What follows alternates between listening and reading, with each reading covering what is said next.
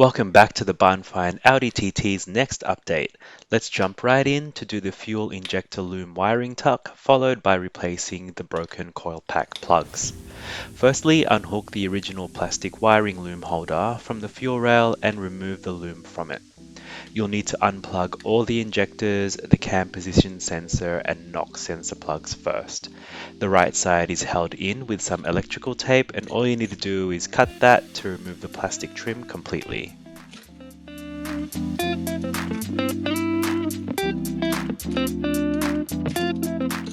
Next, remove the two 5mm Allen key bolts that hold the fuel rail down, and once removed, lift the rail out along with the injectors. To do the tuck, you need to install the rail down with the main section of wiring toward the firewall side of the fuel rail. You'll want to place all of the injector plugs wiring all on either the left or right of the injectors for uniformity.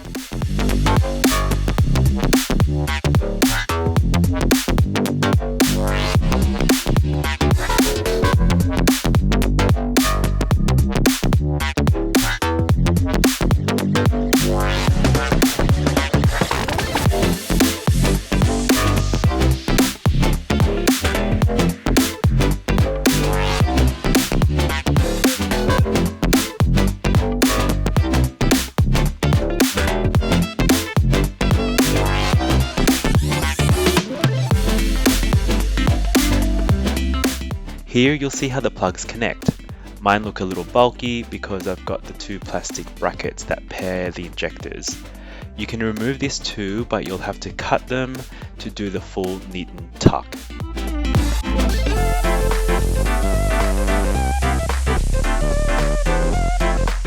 I also need to transfer the upgraded injector adapters in along with the securing clips.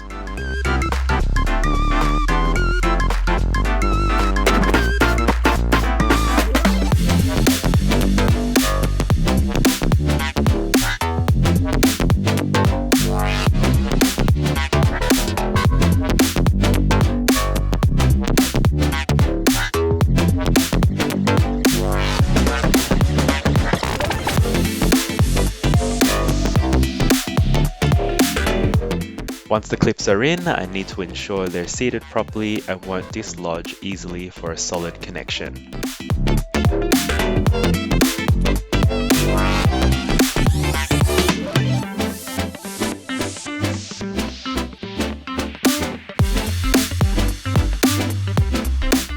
I also needed to do a quick repair to the power steering sensor plug as the original one broke right at the plug. A bit annoying, but it's a really simple fix.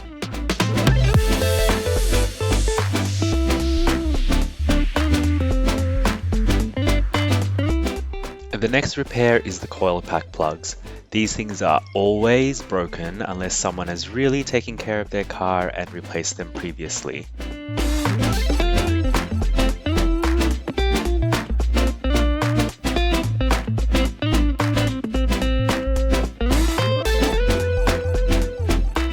With a small pick or tiny flat blade screwdriver, remove the pink locking plastic that's inside the plug. They slide out of the slot on the side of the black housing.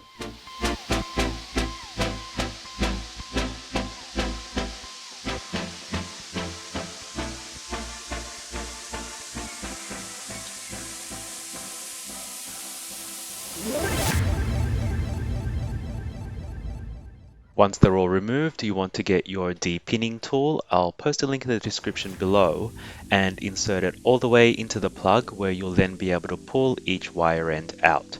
Make sure you remember which position each wire goes in the plug, otherwise you'll have non-functioning coil packs. A good tip here is to take close-up pictures of each of the coil packs before you depin them.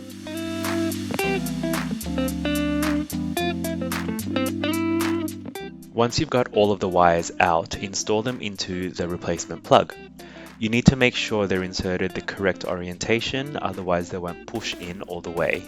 Do the plugs one by one so you can keep track of what wire goes where.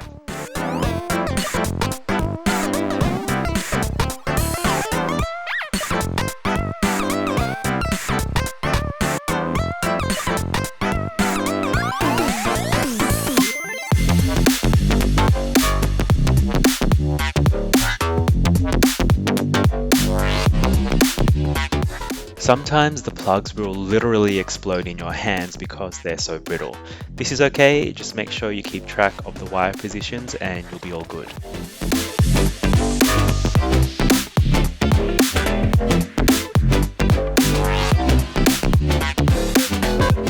When inserting the pins, ensure you're pushing them all the way in.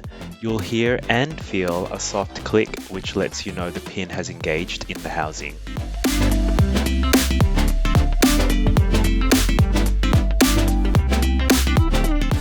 Install the new pink locking part. If they spread out when you install them, you'll need to ensure the pins are inserted all the way in. You want the lock to go in straight and not flare out, otherwise the pins can be pushed out of the housing when you plug them back into the Coilpacks. Continue to replace the rest of the plugs. Once you've done one, you'll quickly get the hang of it and the whole repair really doesn't take that long.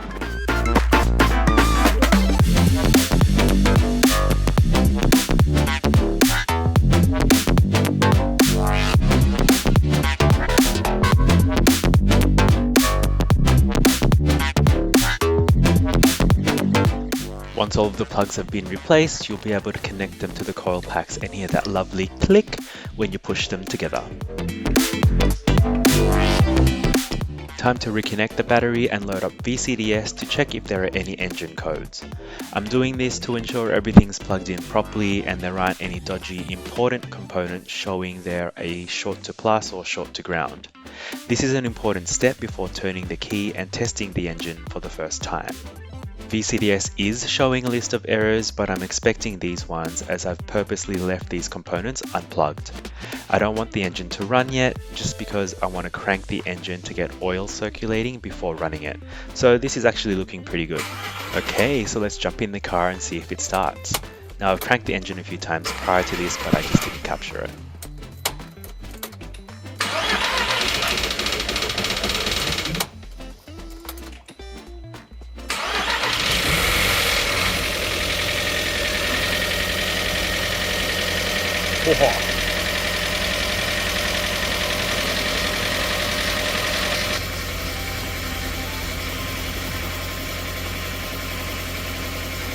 Running!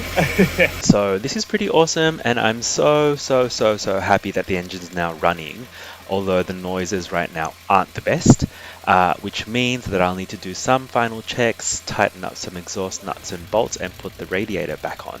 Thanks for keeping up with everything so far, and if you'd like to go back and see where all these came from, click on the Audi TT Mk1 8N playlist and remember to like and subscribe for more Desert Green Pearl Audi TT convertible roadster restoration updates.